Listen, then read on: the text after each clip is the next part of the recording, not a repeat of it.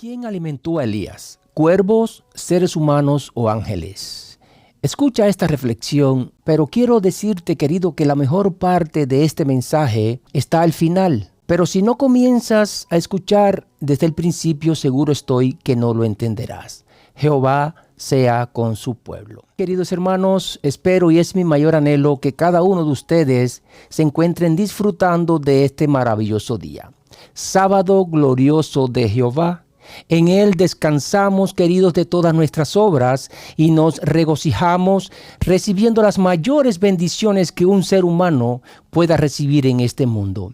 Amén. Así que les deseo de todo corazón un feliz y muy bendecido sábado, donde la paz y el amor de Cristo descanse sobre cada uno de ustedes. Hoy, cuando el mundo se encuentra agitado producto de las señales que nuestro Señor Jesús nos dejó plasmada en su palabra y que son señales que ocurrirían un tiempito antes de su segundo regreso, y precisamente sobre esas señales pues deberíamos estar advirtiéndoles al mundo, ya que nuestra misión en esta tierra es predicar la verdad presente a tiempo y fuera de tiempo. Pero hoy, mis amados, quiero presentarles una corta reflexión que tal vez muchos no la vean como una señal para estos tiempos. Pero quiero decirles que la palabra de Dios, desde Génesis hasta Apocalipsis, nos deja ver bien claro que todo lo que el Señor presenta en su palabra tiene que ver con el final de los tiempos.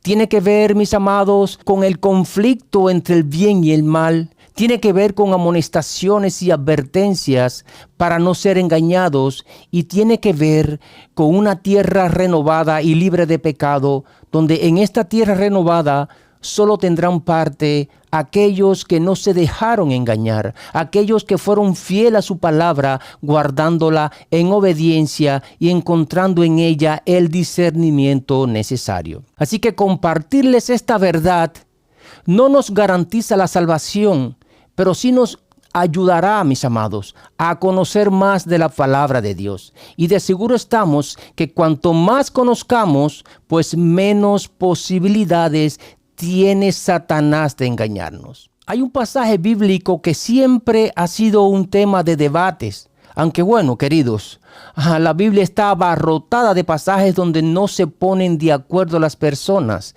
Y los ves en las redes sociales poniendo sus argumentos sobre algún pasaje, creyendo o pensando que su argumento es el verdadero. Y uno de esos pasajes en contradicción lo encontramos allí en Primera de Reyes, capítulo 17, los versos del 4 al 6. Aquí, en este trozo bíblico, nos encontramos con la historia del profeta Elías, que por cierto es en este capítulo donde se menciona y aparece su nombre por primera vez en toda la Biblia. Y en este contexto, queridos, él le trae un mensaje de parte de Jehová al rey Acab, diciéndole que por largo tiempo habría una terrible sequía en toda la región y que solo volvería a llover cuando él mismo viniera a dar la noticia. Es entonces cuando Jehová le dice a Elías, después de haberle dado el mensaje al rey Acab, pues que se fuera de ese lugar y se escondiera en el arroyo de Kerit, al este del Jordán. Y cuando lo mandó a esconderse, es porque, mis amados, había un motivo, ¿verdad? Porque en los primeros días de sequías, todos los habitantes de aquella región, incluyendo al rey Acab y a su esposa Jezabel, no tomarían en serio el mensaje, porque aún los ríos estaban caudalosos, la tierra aún era fértil y además había pastos para los animales, etcétera, etcétera. Pero según fuera pasando el tiempo, se darían cuenta que el mensaje era cierto. ¿Y qué cosa harían? Pues buscarían a Elías, incluso lo buscarían hasta para matarlo, como hizo Jezabel con los profetas de Dios. Por eso Jehová le dio instrucciones allí donde esconderse de toda vista humana. Es decir, ningún ser humano podía verlo por un largo tiempo, porque inmediatamente le darían aviso al rey donde se encontraba escondido Elías. Y la Biblia dice que lo buscaron por todas partes y no lo hallaron. Y eso lo confirma el capítulo 18, el verso 10, ¿verdad? Así que Elías no podía ser visto absolutamente por ningún ser humano. Además, Jehová le prometió que una vez escondido allí, no se preocupara por nada, porque él le enviaría tanto en la mañana como en la tarde comida a través de unos cuervos. Es decir, que según la palabra de Dios, fueron unos cuervos los que alimentaron a Elías. Y es aquí, queridos, donde encontramos la contradicción de muchos. Porque según la teoría de muchas personas, no fueron cuervos los que alimentaron a Elías, sino que fueron personas. Pero hay más, porque hasta la sierva del Señor, Ellen G. White, también está involucrada en esta controversia. Y mis amados, en esta mañana vamos a analizar todo esto para aclarar ciertas dudas y luego saber dónde está la verdad. Así que comenzaré con el argumento que dan los que dicen que fueron personas quienes alimentaron a Elías y no cuervos, como dice la palabra de Dios. Dicen ellos que como en Levítico 11 y en Deuteronomio 14 se mencionan los animales limpios e inmundos, pues el cuervo está en la lista de los animales inmundos y por tanto Jehová no usará nunca un animal impuro o cualquier cosa impura como instrumento directo para sostener a sus profetas, especialmente cuando ese sustento tenga que ver con la obediencia, tenga que ver con la santidad y sobre todo con la dependencia absoluta. Y que ha sido un error para muchos de nosotros que pensemos que fueron cuervos quienes alimentaron a Elías. Y todo esto hasta cierto punto suena como algo lógico, ¿verdad? Como que Dios nunca usará algo inmundo como medio para sustentar a sus siervos. Dicen ellos además que nosotros estamos confundidos porque la palabra cuervos en el original hebreo es orevim y que esta palabra no se limita únicamente a cuervos, sino que también se puede entender como árabes o mercaderes del desierto. Y que estas personas transitaban las rutas comerciales entre Asia y Egipto y pasaban justamente por esa región donde se encontraba escondido Elías, y que esto daba a entender que fueron ellos que al pasar diariamente por ese lugar, pues le daban de comer a Elías. Bonita y excelente manera de interpretar la palabra de Dios, ¿eh? Y queridos, sabemos que la Biblia está plagada de errores en cuanto a su traducción. Es decir, cuando se tradujo del original hebreo, el arameo y el griego a nuestro idioma actual. Pero en este pasaje, mis amados, no vemos ese caso. Porque es cierto que la palabra cuervos en plural es orevim, y esta palabra viene de oreb, que en singular significa cuervo. Pero esta palabra no significa árabes, ni mucho menos mercaderes del desierto, como lo piensan estas personas que afirman que fueron árabes quienes alimentaron a Elías, porque la palabra más directa en hebreo para referirse a los árabes es arabim y no orevim. Tienen un parecido estas palabras, pero no significan lo mismo. Así que orevim significa cuervos y arabim significa árabes. Entonces, por aquí ya vamos teniendo una idea de que algo no encaja en la explicación que dan los que piensan que fueron personas los que alimentaron a Elías. Y esto, mis amados, para ser un poco más directo, es un concepto del judaísmo moderno y no del cristianismo. Porque según la tradición judía antigua, pues el Targum, esta palabra Targum es una palabra en arameo que significa traducción o interpretación de la Biblia hebrea al arameo. Y según el Midrash, una palabra hebrea que significa pues buscar e investigar. Y esto era un método que usaban los rabinos para la exégesis bíblica, buscando de esa manera explorar a profundidad la Torá. Y además, según toda la literatura rabínica de la antigüedad, ellos entienden que este pasaje de Primera de Reyes, capítulo 17, los versos del 4 al 6, fueron en verdad cuervos reales quienes alimentaron a Elías. Ahora les diré el concepto que tienen los cristianos con respecto a este pasaje, especialmente, queridos, nosotros los adventistas del séptimo día. Pues Nosotros entendemos sin duda alguna que Jehová usó a esos cuervos, aun siendo aves inmundas, para alimentar a Elías en el arroyo de Querit. Y lo hizo, queridos, como un acto de provisión milagrosa, pero además lo hizo como una lección de fe, mostrándonos de esa manera que Él puede usar cualquier medio por muy inesperado que sea. Incluso puede usar animales considerados impuros o cualquier otra cosa impura para sustentar a sus hijos fieles. Nuestro Padre Celestial, mis amados, usó esas aves inmundas para demostrarnos que su poder trasciende todas las leyes y normas humanas. Fíjense, Elías recibió alimentos frescos 2 veces al día mientras estuvo escondido allí. Así que Elías no tenía necesidad de guardar de esos alimentos para el otro día. Jehová lo sustentaba día tras día con alimentos frescos mientras permaneció en aquel lugar.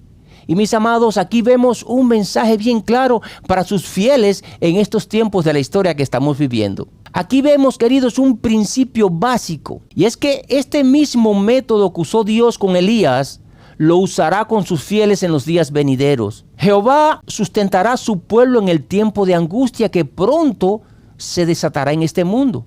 Créanlo o no, pero así será, mis amados. La experiencia que tuvo Elías en aquel lugar viene siendo como un modelo para los fieles de Dios en esos días de tribulación que pasará el pueblo de Dios. Porque en ese tiempo, queridos, solo viviremos de pan y agua. Así que solo viviremos de lo básico para el sostén de la vida, y ese alimento básico vendrá única y directamente de la mano de Dios y no por provisiones acumuladas del ser humano. Ahora, en ese tiempo de angustia, previo al regreso de nuestro Señor Jesús, ya no serán los cuervos los que nos alimentarán, ni mucho menos seres humanos que pueda usar Jehová para ese cometido, sino que serán los propios ángeles del cielo quienes se encargarán de eso y mantendrán el mismo principio de la provisión divina que usó Jehová con Elías. Claro está, el mismo principio de enviarle comida mañana y tarde, excepto la carne que le envió Elías, porque en lugar de la carne para ese tiempo estoy seguro que Jehová enviará otro alimento en su lugar, porque el remanente de Jehová para ese entonces habrá purificado su cuerpo de carne animal. Así que tal vez sea maná o cualquier otro alimento similar, pero de seguro estamos que carne no será.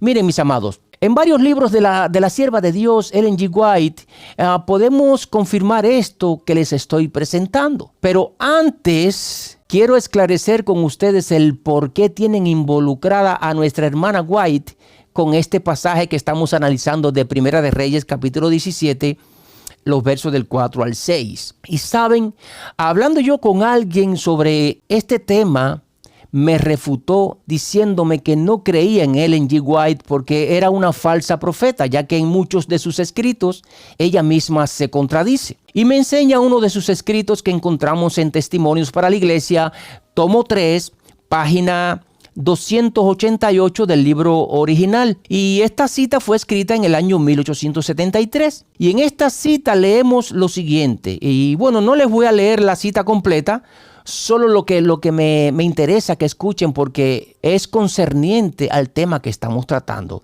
Y en esta cita ella dice que Dios dirigió su camino, es decir, refiriéndose a Elías, desde los dominios de Jezabel a un lugar de seguridad en las montañas junto al arroyo de Querit. Y allí honró Dios a Elías enviándole comida de mañana y de tarde mediante un ángel del cielo. Bueno, como ya les dije, esta cita fue escrita por ella en el año 1873. Y luego esta persona me enseña otra cita escrita por ella misma, que se encuentra en el tomo 4 de su libro Testimonios para la Iglesia, en la página 253. Y esta cita fue escrita en el año 1876, es decir, 3 años después de la cita anterior que les mencioné. Y dice así esta cita: el que alimentó a Elías junto al arroyo, haciendo del cuervo su mensajero. Es decir que, según vemos aquí en ambas citas, ella se contradice, ¿verdad? Porque en el año 1873 ella dice que fue un ángel quien alimentó a Elías, y 3 años después, en el año 1876, dice que fue un cuervo.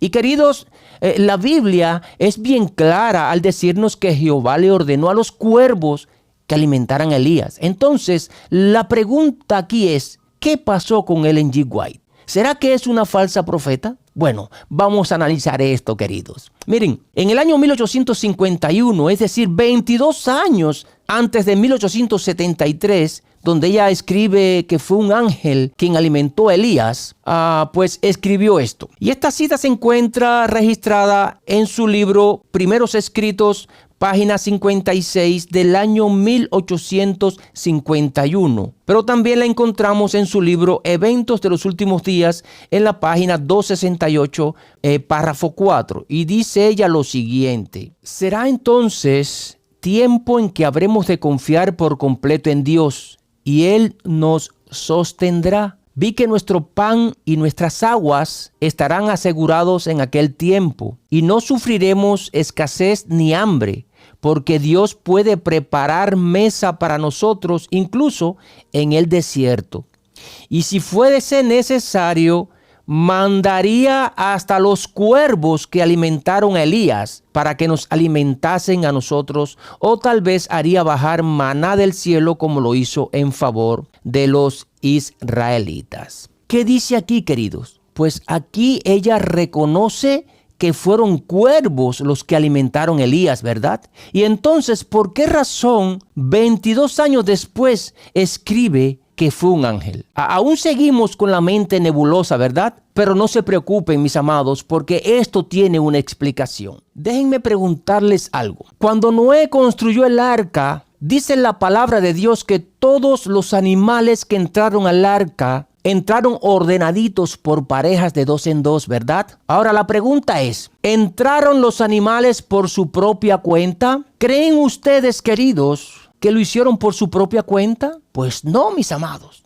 Alguien dirigió a todos esos animales. ¿Y quién fue? Pues, ¿quién va a ser si no fueron los ángeles del cielo? Así que ese milagro se produjo gracias ¿a quién? Al poder divino. Otro ejemplo más que quiero presentar. La misma mula de Balaán, ¿reaccionaba por su propia cuenta? Pues no. Entonces lo hacía porque, ¿qué cosa? Porque veía delante de ella al ángel de Jehová. ¿Habló la mula de Balaán por su propia cuenta? Pues no, porque los animales, ¿qué cosa? No hablan. Entonces, ¿por qué habló la mula de Balaán? Porque se manifestó el poder de Dios en ella y se hizo el milagro. Ahora vamos a ver por qué razón Ellen G. White expresó que fue un ángel quien alimentó a Elías. Miren, queridos, aparte de este hecho registrado en la Biblia, no existe registro alguno en la historia que los cuervos alimenten a personas, sino todo lo contrario. Los cuervos lo que hacen es robarles la comida a las personas, ¿sí o no?